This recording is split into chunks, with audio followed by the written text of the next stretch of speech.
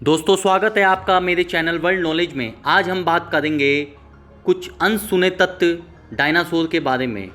जी हाँ दोस्तों, डायनासोर के बारे में आज मैं पूरा विवरण आपको विस्तार से बताऊंगा। तो शुरू करते हैं आज का वीडियो।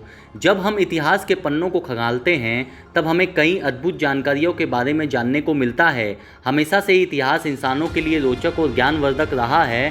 खैर, आज भी मैं इतिहास के स्वर्णिम पन्नों को खंगालने जा रहा हूँ, परंतु आज कुछ अलग ही तरह के इतिहास के बारे में हम जानेंगे। आज हम बात करेंगे डायनासोर की। जी हाँ, वही डायनासोर जिनको हम जुरासिक पार्क जैसी फिल्मों में देखते आए हैं। डायनासोर से जुड़ी हर एक छोटी बातों को समझेंगे, क्योंकि मुझे पता है कि इनके बारे में जानना हर एक को पसंद ही होगा। डायनासोर किन्हें कहते हैं? बहुत ही सरल भाषा में कहूँ तो एक किस्म के सरीसृप थे जो कि आज से लगभग 14 करोड़ साल पहले धरती पर विचरण करते थे। कई इतिहासकारों का यह भी मानना है कि डायनासोर के प्रारंभिक प्रजातियों का आविर्भाव आज से लगभग 16 करोड़ साल पहले ही हो गया था। खैर, आज के समय में भी हमें पृथ्वी पर कई प्रकार के सरीसृप दिखते हैं जो कि शायद इन्हीं डायनासोर के प्रजातियों से विकसित होकर आए हों। डायनासोर का आकार। वैसे डायनासोर के बारे में एक खास बात यह थी कि ये कई प्रकार, आकार और आकृति में आते थे। स्पिनोसोरस जैसे विशालकाय व भयंकर आकार के डायनासोर से लेकर छोटे छोटे डायनासोर तक कई प्रकार के जीव उस समय हमारे पृथ्वी पर रहते थे।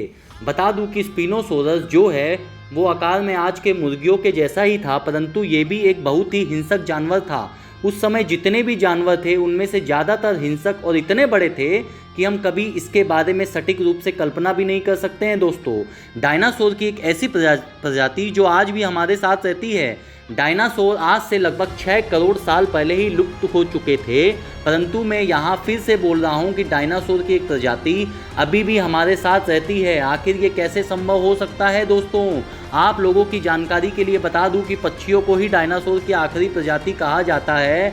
आज के ज़माने में हम जितने भी पक्षियों को देख रहे हैं वो सभी के सभी डायनासोर के ही वंशज थे। दोस्तों, आखिर डायनासोर कहाँ से आए थे? आज तक जो भी जीव इस धरती पर आए हैं उन सभी जीवों में डायनासोर एक काफ़ी ज़्यादा सफल जीव माने जाते हैं। मुर्गी जितने छोटे आकार से लेकर दुनिया पर अब तक चलने वाले सबसे विशाल जानवर के आकार तक डायनासोर हर एक आकार में अपने वर्चस्व कायम रखते हुए। परंतु एक विडंबना की बात यह है कि आज तक इंसानों को डायनासोर की उत्पत्ति या ये कैसे पैदा हुए थे इसके बारे में कुछ सटीक जानकारी नहीं है। कुछ वैज्ञानिकों ने यह भी माना है कि डायनासोर एक प्रजाति नहीं, इसके अंदर सीमित नहीं था, ये एक प्रजाति के अंदर सीमित नहीं था, बल्कि कई सारी प्रजातियों से बनने वाला एक जैव मंडल था जिसके अंदर तरह तरह के जानवर शामिल थे। जब शोधकर्ताओं ने दुनिया के पहला डायनासोर के बारे में खोजने की कोशिश की तो कई सारे चौंका देने वाली बातें सामने आई है। पृथ्वी पर सबसे पहले डायनासोर का नाम था साइलोसोरिड्स बताया जा रहा है, जो कि एक 4 पैरों वाला एक बड़ा सा छिपकली था। इस छिपकली की ऊंचाई काफ़ी ज़्यादा थी और वैज्ञानिकों के अनुसार इसी जीव से ही बाद में डायनासोर की उत्पत्ति होने की पूरी संभावना बनती है। क्या सच में सिलोसोरिड्स ही दुनिया का पहला डायनासोर था?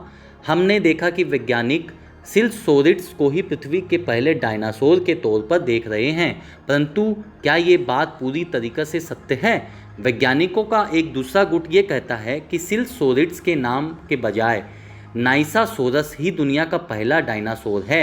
नाइसासोरस के उत्पत्ति और दुनिया के प्रथम उचित डायनासोर की उत्पत्ति के अंदर काफ़ी ज़्यादा समय का अंतर नहीं था।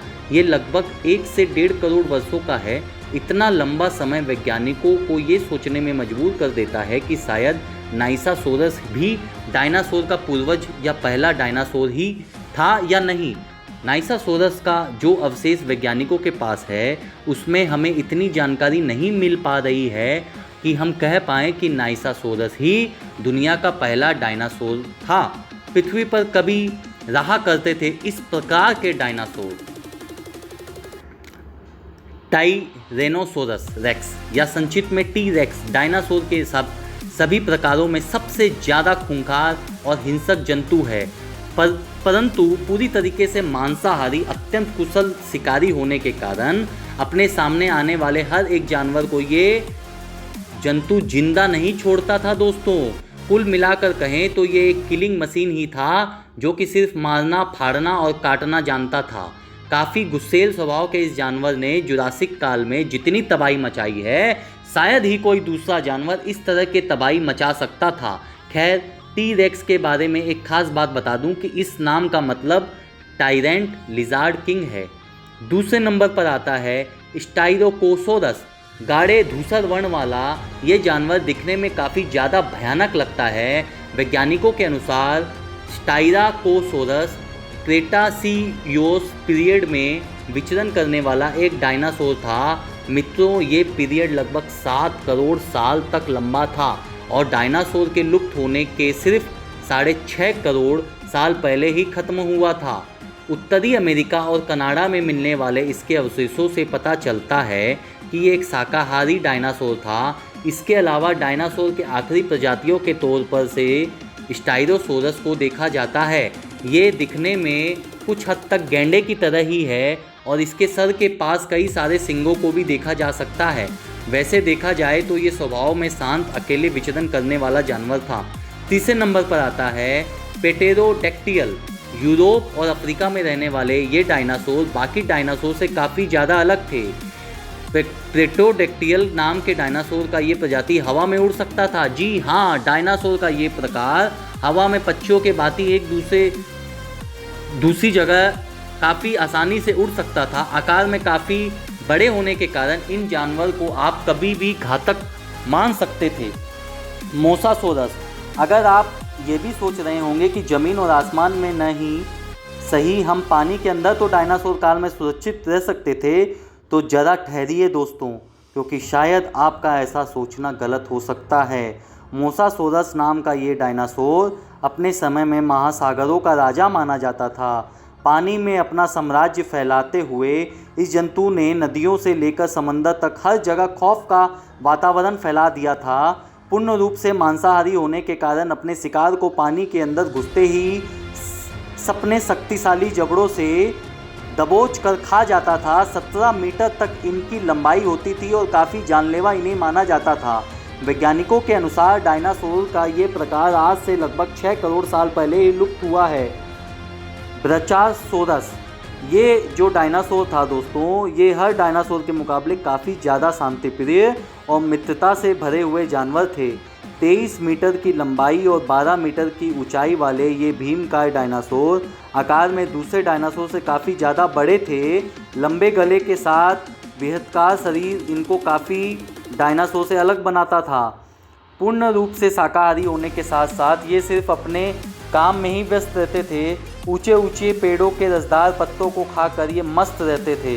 ये अपने जीवन निर्वाह करते रहते थे। वैज्ञानिकों के अनुसार डायनासोर का ये प्रकार इतना मित्रतापूर्ण था कि अगर इंसान उस समय जिंदा होते तो शायद उनके ये अच्छे मित्र बन सकते थे। डायनासोर के लुप्त होने का रहस्य क्या था? डायनासोर के लुप्त होने की वजह वैज्ञानिकों को एक उल्का पिंड के पृथ्वी से टकराने को मानते हैं।